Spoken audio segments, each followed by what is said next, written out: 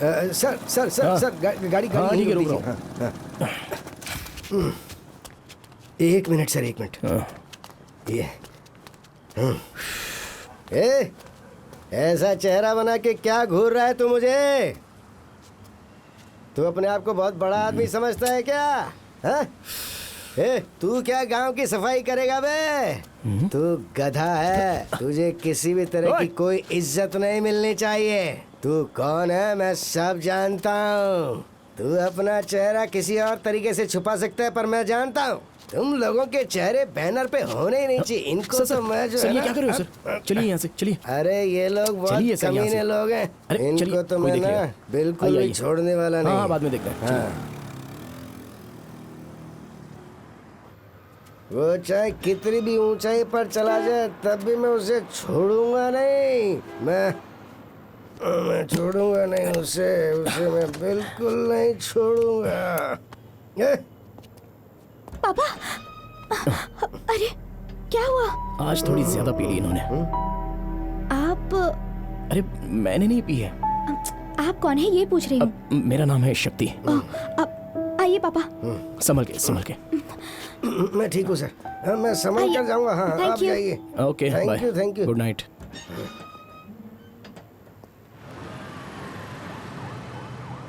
नमस्ते sir. Sir, आपने जो वो केस की फाइल मंगवाई थी ना, और वो फॉरेंसिक रिपोर्ट भी इसके अंदर है सर। थोड़ा ध्यान दीजिएगा, कॉन्फिडेंशियल है थैंक सर। यू। ऊपर आ जाओ। हाँ, मैं भी आ रहा हूँ। सर, आपकी मांगी हुई फाइल सर। इसमें सारे पेपर्स हैं हाँ, ना? सब है सर।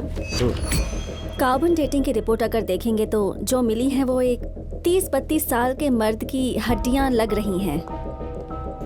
ये 28 से 30 साल की औरत की हड्डियां हैं, और यहाँ जो आप देख रहे हैं ये 8 से 10 साल की एक छोटी सी बच्ची की हड्डियां हैं।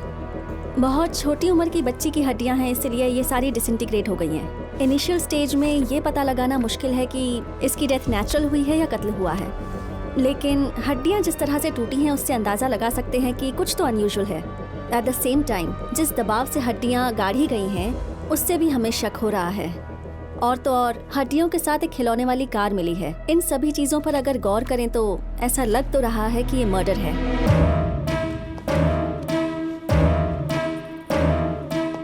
सर, मैंने जो बताया ये वो सारी चीज़ें हैं।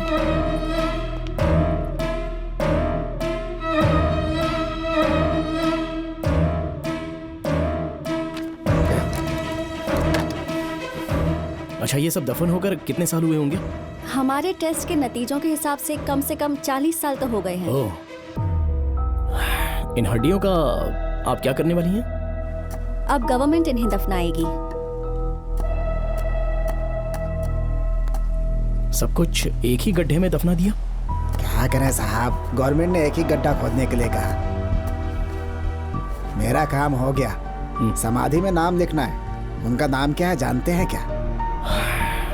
अभी तो पता नहीं, लेकिन पता चलते ही बता दूंगा। ठीक है, तो फिर मैं चलता हूँ।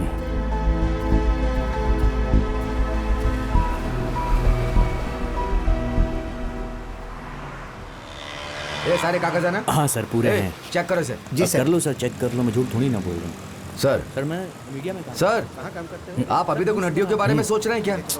वो केस मेरे दिमाग से निकल ही नहीं रहा है। छोड़िए सर, क्यों आप वहाँ फंसे हैं? क्या आप भी सर? कुछ जा, साल तू जा, पहले जा। उस एरिया के सामने एक तालाब हुआ करता था। उसके अंदर से बहुत सारी लाशें मिली हैं सर। हाँ? ये कितने साल पहले हुआ होगा? सर, ये बिना मतलब का काम है सर। क्राइम डिपार्टमेंट के काम में हमें दखल नहीं देना चाहिए देखो सर। पटवर्धन, पुलिस में ट्रैफिक और क्राइम में कोई फर्क नहीं होता है।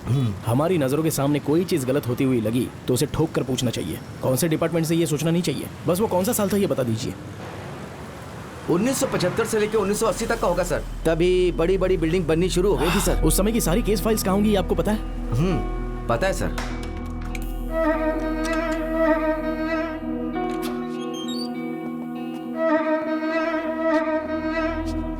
जरा शांति से ढूंढिए सर। सर, वो सारी फाइलें यहीं पर है सर।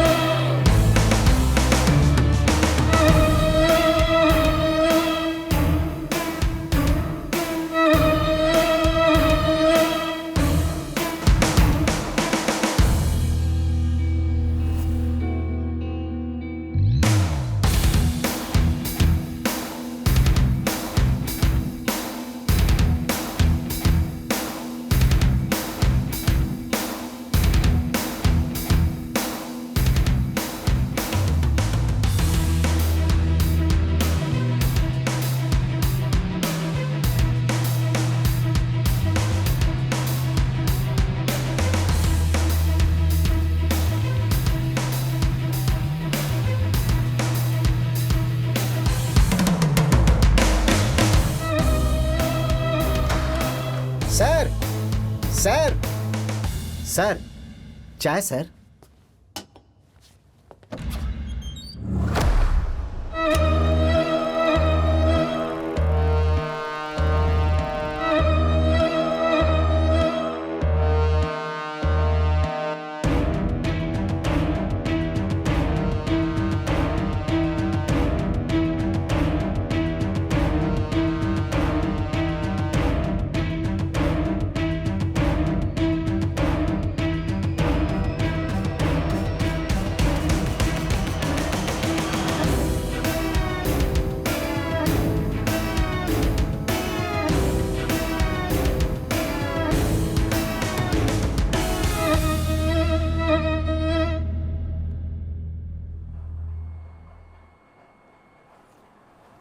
कुमार जी को आने में लेट होगा क्या? आने का वक्त हो गया है। हाँ। पापा ने अगर आपसे पैसे लिए हो तो आपको चाहिए तो मैं लौटा देती हूँ। नहीं नहीं नहीं, ऐसा कुछ भी नहीं है। उनसे बस मुझे थोड़ा सा काम है। You relax. ये देखो, ये है उनका काम, ये उनका धंधा। फिर से फ्रॉड। राजा की दुकान से कभी कुछ मत लेना।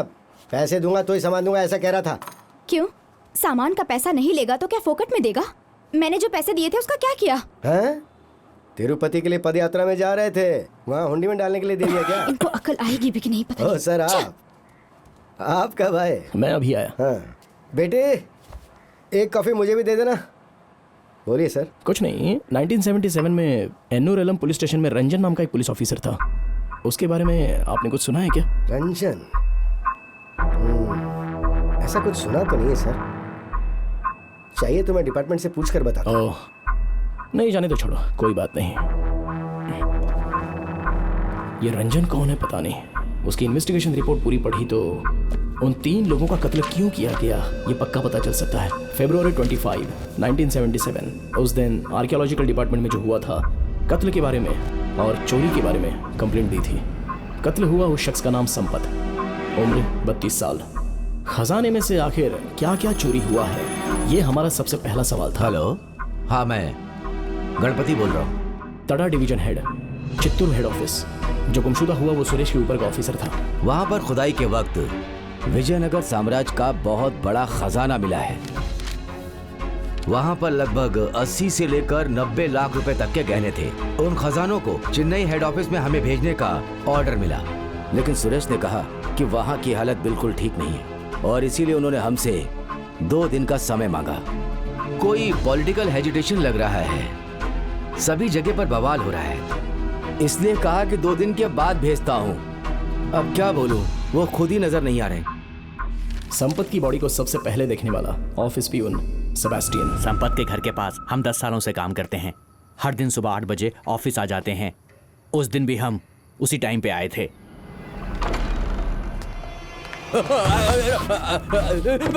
खून खून खून, वो मंजर दिल दहलाने वाला था सर। उसे याद करके ही हमारी नींद उड़ जाती है सर, सच कह रहे हैं। एक धार वाले चाकू से संपत का कत्ल किया गया है।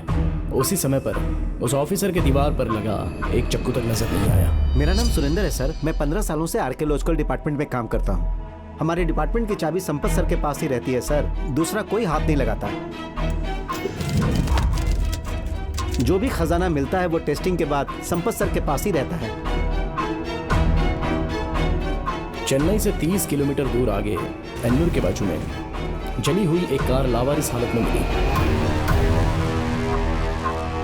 वो उसी आर्कियोलॉजिकल डिपार्टमेंट में काम करने वाले सुरेश की कार है, ये पता चला। मगर सुरेश का कहीं भी कोई पता नहीं चला। जहां तक इस केस का सवाल है, वो कार ही एक अहम सबूत है, क्योंकि जली हुई सुरेश की कार में ऑफिस में गुम हुआ वो चाकू मिल गया। इंक्वायरी के लिए सुरेश नहीं है, इसलिए उनके घर के नौकरों से पूछताछ की। सुरेश के घर में जो कुक थी शांति, 5 सालों से मेरे ही हाथ का बनाया खाना साहब खाते आ रहे हैं। सुबह 6 बजे साहब को जाकर कॉफी देती थी मैं। मालिक, मालिक। 1 घंटे बाद आकर देखा तो कॉफी वैसी ही पड़ी थी। साहब ने ली ही नहीं थी। ऐसा भी नहीं लगा कि साहब ने दरवाजा खोला होगा। मुझे लगा शायद उस दिन सुबह जल्दी निकल गए, तो मैंने सोचा घर में काम करने वाले राइडू से नहीं पूछूं। सर, शांति मैडम ने मुझे यहाँ पर काम पर लगाया था। ये बात 4 साल पुरानी है सर।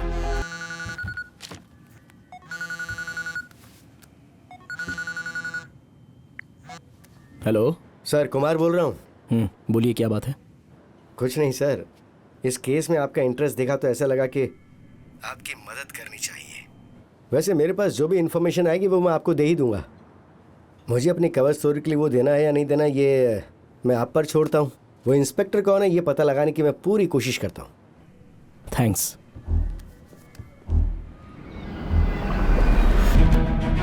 फिर हमने रूम में जाकर देखा, अलमारी के सारे कपड़े गायब थे। मुझे लगा मालिक कोई जरूरी काम से बाहर चले गए होंगे। फिर हम अपने अपने काम में लग गए।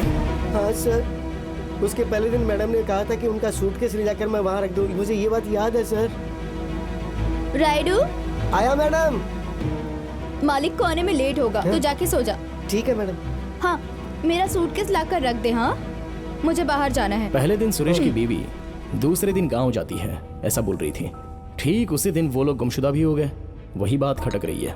कत्ल हुआ उस दिन गांव जाएंगे, इसका मतलब एक तो ये आमतौर पर हुआ होगा या फिर कोई प्लान है। सुरेश की फैमिली क्यों गांव गई ये सोचकर इंक्वायरी कंटिन्यू की और उनके क्लोज सर्कल से पूछताछ की। मेरा नाम महादेवन है। सुरेश मेरा पड़ोसी है। मैं जहाँ बैंक में काम करता हूँ वहाँ उसका अकाउंट था। सडनली 2 दिन पहले अकाउंट से सारे पैसे निकाल कर चला गया। काशी, सुरेश के घर का गार्डन वर्कर मालिक गुमशुदा हुए हैं। उस दिन आप क्या कर रहे थे? उस दिन रात को सेबेस्टियन घर पर आया था साहब। उस रात को तो 9 बजे हम घर चले गए थे सर। हाँ सर, उन्होंने जो कहा सही कहा। उनके जाने के बाद मैं भी पीकर सो गया था। सर, एक बात हम बताना भूल गए। उस शाम को 7 बजे सुरेश सर ने चैम्बर में आने को कहा था। सेबेस्टियन जी सर। कोई पॉलिटिकल हेजिटेशन चल रहा है। सारा शहर बंद है ऐसा कह रहे। संपत मेरे साथ है। ठीक है सर। आप सब जल्दी घर चले ठीक जाइए। है सर। ओके। काम पूरा करने के बाद मैं संपत के साथ चला ठीक जाता है हूँ। सर। बाहर कोई लफड़ा चल रहा था इसलिए सुरेश सर हम सबको जल्दी घर भेज रहे थे ऐसा लगा, लेकिन असल बात क्या थी ये हमें नहीं पता है। सर मेरा नाम फर्नांडिस है। सुरेश सर के यहाँ 4-5 साल से गाड़ी चला रहा हूँ, लेकिन उस दिन रात को मैं गाड़ी नहीं चला रहा था। सुरेश सर और संपत सर के अलावा ऑफिस में और कोई नहीं था। फर्नांडिस सर, आज थोड़ा लेट हो जाऊंगा, तू घर निकल।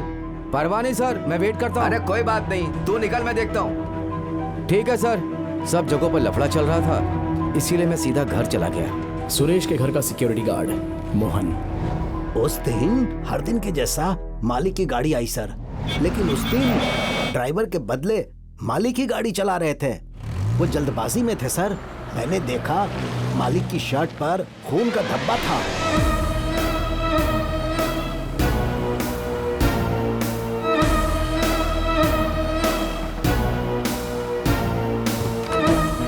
उनसे कुछ पूछूं उससे पहले ही मालिक ने अंदर जाकर दरवाजा बंद कर लिया। हुआ होगा कोई छोटा मोटा पंगा, ये सोचकर मैं ड्यूटी करने लगा। सर, मैं नहीं जानता हूं कि किसने मुझे मारा। मुझे जितना पता था सब मैंने बता दिया, लेकिन मालिक का कोई पार्टनर हो सकता है ऐसा मुझे लगता है। वो आदमी, मालिक सुरेश, उनकी बीवी, ये तीनों ने मिलकर ही यह सब किया होगा। मिले हुए सबूत और सिक्योरिटी वाले की बातें, ये सब सामने रखकर देखे तो ये कत्ल पक्का मर्द और औरत ने मिलकर ही किया है। या तो ये लालच हो सकती है या कोई और साजिश हो सकती है, लेकिन जो बलि चढ़ी वो मासूम सी बच्ची।